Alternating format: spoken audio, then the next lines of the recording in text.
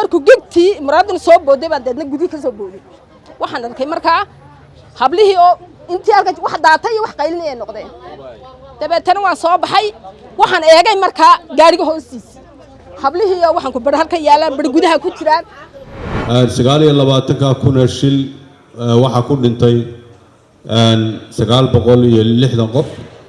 16 kun way ku dhaawacmeen marka badanaa dhinacaas ku dhici jirin baabuurta xagaashe ilaa 4 gaari halka way ku dhaceen mid waxa jira duqaan oo xitaa intuu hablii saarnay wixii intuu lugaha cirka u taagan laga soo jiijiday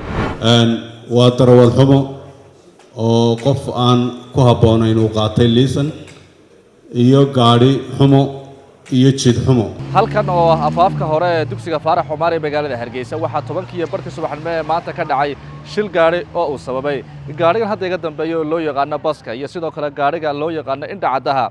kuwaasi oo isku dhacay waxaan halkaasi ka dhashay dhibashada hal ruux oo haweenaya taasi oo ahayd mid kamid ah ardayda ku nool magaalada Hargeysa sidoo kale waxa jira dhaawacyo kala duwan oo ka dhashay shilka ka dhacay afaafka hore ee dugsiga Faarax Cumar ee magaalada Hargeysa waxaana dadweynaha goobjooga ka ahaa shilkan ay noo sheegeen in dhaawacu yahay la hadda 5 qof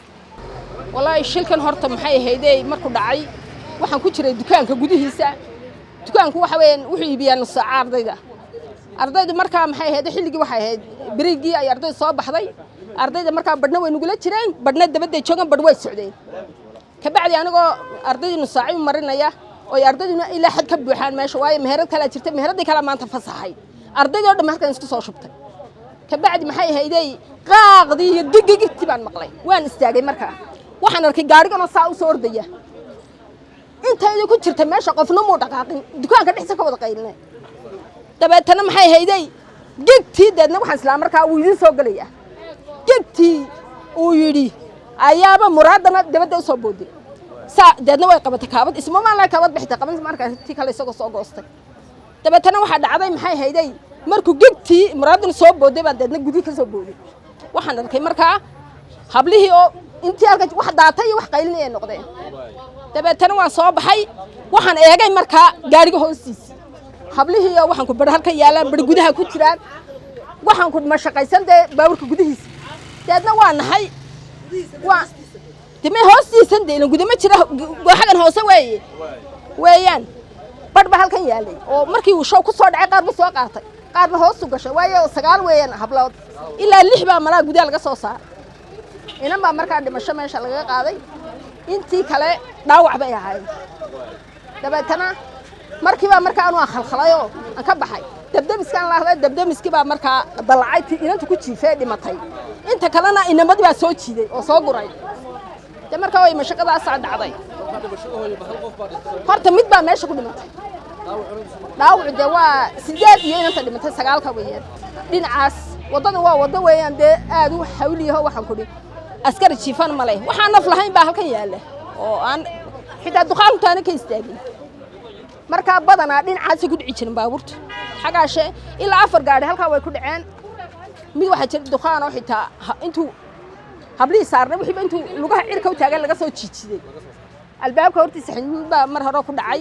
aduu dhinacaygan baa u shil yaraaba wasiirka wasaaradda gaadiidka ee Soomaaliland Cismaan Afgaab goor dhaweyd warbaahinta la hadlay waxa uu sheegay in Soomaaliland 5 sano u dambeeyay ay ka dhaceen shilal kala duwan kuwaas oo ay ku geeriyoodeen 960 qof oo kala duwan maalin waxaan la joognay laamaha amniga waxa ay soo bandhigayeen 5 sano ugu dambeysay shilkii gaari dhacay oo gaaraya 29 kun oo shil inay wadankeena ka dhaceen 29 kun shil waxa ku dhintay 960 qof 16 kun way ku dhaawacmeen hanti malaayiinna way ku burburtay dhibaatada inta lagu xageysanayay gaadiid baa geysanayay gaadiidkaasina 3 shay uu ka koobay dhibtaasi waxa geysanaya 3 shay oo isbarkan inta ugu badan 90% waa darawal xumo oo qof aan ku haboonayn uu qaatay liisan iyo gaari xumo iyo jid xumo saddexdaas oo isgalay ayaa xasuuqa geystay waxa la yigmaday oo madaxweynuhu ii magacaabay inaan arrimaha noocaas ah aanu ka wada hawlgalno oo idinkuna golaha wakiiladuna ay ka noqon doonaan tarafka ugu weyn ay ka noqon doonaan maadaama ay waxaasba u baahan yihiin shuruuc ay u baahan yihiin